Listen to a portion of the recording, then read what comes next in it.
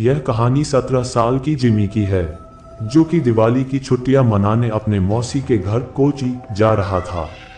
Jimmy का परिवार उसके मौसी के गांव में घुसा ही था कि जिमी को बहुत तेज प्यास लगी और उसके पापा ने साइड के एक दुकान पर गाड़ी रोक दी। तभी जिमी के पापा को कुछ लोगों की भीड़ दिखी। वह आसपास खड़े कुछ लोगों से पूछने लगे कि भीड़ क्यों लगी हुई है। कोई कुछ जवाब देता उससे पहले ही जिमी की नज़र भीड़ के बीच में पड़ी एक औरत के लाश पर गई। उस लाश को देखते ही जिमी को ऐसा लगा कि कोई परछाई उसे छूकर गुजरी है। तभी जिमी का ध्यान सड़क पर पड़े उस औरत के सजने और संवरने के सामान पर गया। उसने सबसे नजरें चुराते हुए वहां से एक कड़ा उठा लिया। इतनी देर में जिमी के पापा उसे बुलाने लगे। उसने जल्दी से वह कड़ा अपनी पॉकेट में रखा और वहां से चला गया। अपनी मौसी के घर पहुंचने के बाद जिमी सबसे थोड़ा अजीब सा बर्ताव करने लगा। उसके घर वालों को लगा कि वह उस सड़क पर लाश को देखकर डिस्टर्ब हो गया है, पर जिमी का ध्यान अभी भी उसके पास रहे उस कड़े पर था।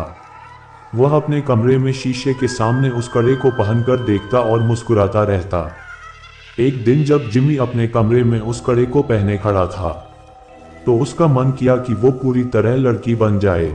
वह अपने कजन रिचा के पास गया और उससे उसके सजने संवरने का सामान मांगने लगा।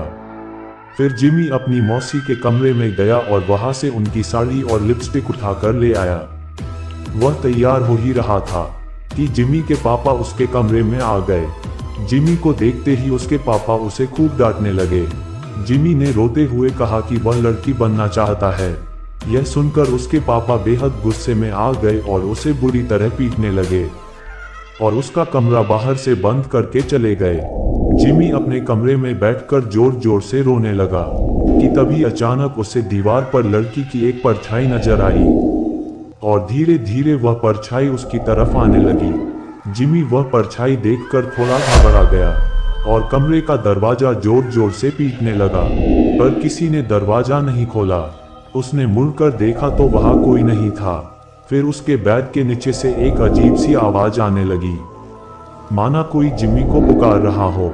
जिमी ने जैसे ही बेड के नीचे देखा तो वहां उसी औरत की लाश पड़ी थी, जो उस दिन जिमी को सड़क पर दिखी थी। वह दिखने में बहुत डरावनी लग रही थी। वह औरत उसकी ओर रेंगते हुए आई और जिमी में समा गई। जिमी वही बेहोश हो गया। अगले दिन से जिमी अजीब तरह से बर्ताव करने लगा। वह अपनी मौसी की साड़ी पहने रहता, लड़कियों की तरह सजता और संवरता और सबसे बोलता कि अब से उसका नाम लक्ष्मी है। कभी कभी वह जोर जोर से चिल्लाता और सारा घर सर पर उठा लेता, तो कभी किसी कोने में दुबक कर बैठ जाता और डरा डरा सा सहमा हुआ रोता रहता। एक दिन रोते रोते उसने अपने माँ से कहा कि वह लक्ष्मी है और उसे हर जगह शैतान नजर आते हैं और वे उसे आकर मार देंगे। उसने कहा, उन शैतान के पैर उल्टे हैं, दांत खून से सने हुए हैं और लंबे लंबे नाखून हैं जिनसे वो उन पर हमला करना चाहते हैं। जिमी की हालत दिन पर दिन खराब होती जा रही थी, लेकिन वह रोज लक्ष्मी बनकर सजता संवरता और अपना कमरा बंद करके नाचता रहता। उसके घर वाले समझ नहीं पा रहे थे कि उसके साथ क्या हुआ है और वो अपने आप को क्यों लक्ष्मी कहे जा रहा है। जिमी के पापा मदद के लिए आस पड़ोस में पूछने लगे। पता करने पर उन्हें मालूम पड़ा कि वह लाश जो उन्होंने उस दिन सड़क पर देखी थी, वो किसी और की नहीं बल्कि जॉर्जस लक्ष्मी की थी। जॉर्जस एक लड़के से प्यार करता था और वह अपना नाम बदलकर लक्ष्मी भी इसीलिए रखा था। वे दोनों एक दूसरे से शादी करना चाहते थे, लेकिन जॉर्जस के घर वालों को यह मंजूर नहीं था। उनके लिए ऐसा करना एक बहुत बड़ा पाप था और गांव में हो रहे बदनामी की वजह से उन्होंने जॉर्जस यानी कि लक्ष्मी को सबके सामने मौत के घाट उतार दिया। यह बात सुनकर जिमी के पापा के रोंगटे खड़े हो गए। उन्हें जिमी के साथ अपने बर्ताव के लिए बहुत पछतावा हुआ। उन्हें समझ में आ गया था कि उनके बेटे जिमी के शरीर में जरूर लक्ष्मी की आत्मा घुस गई है। वह जल्दी से पूरी बात बताने के लिए घर के लिए निकले, लेकिन तब तक बहुत देर हो चुकी थी। जिमी उस दिन भी अपना कमरा बंद करके नाच रहा था कि तभी उसे लगा कि उसके दरवाजे पर शैतान उसे मारने आ गए हैं। वही शैतान जिनके पैर उल्टे थे, दांत खून से सने हुए और लंबे लंबे नाखून थे। जिमी घबराहट के मारे जोर जोर से चिल्लाने लगा।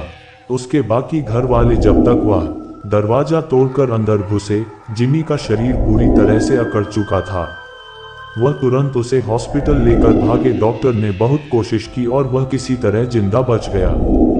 जब जिमी के पापा ने सबको जॉर्जेस की कहानी बताई तब सभी परिवार वालों को जॉर्जेस के लिए बहुत दुख हुआ और उन्होंने जॉर्जेस के लिए प्रार्थना की। और जब उन्हें जिमी के पास वो कड़ा मिला, उन्होंने वो भी जॉर्जेस की कब्र के साथ गड़वा दिया।